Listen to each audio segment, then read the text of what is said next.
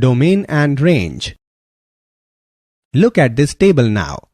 It gives the inverse trigonometric function principal value branches along with their domains and ranges. Example: find the principal value of tan inverse of minus square root 3.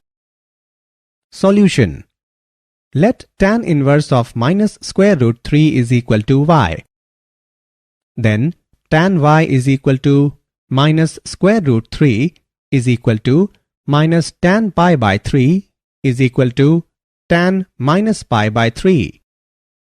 We know that the range of the principal value branch of tan inverse is minus pi by 2 comma pi by 2, and tan minus pi by 3 is minus square root 3. Therefore, the principal value of tan inverse of square root 3 is minus pi by 3.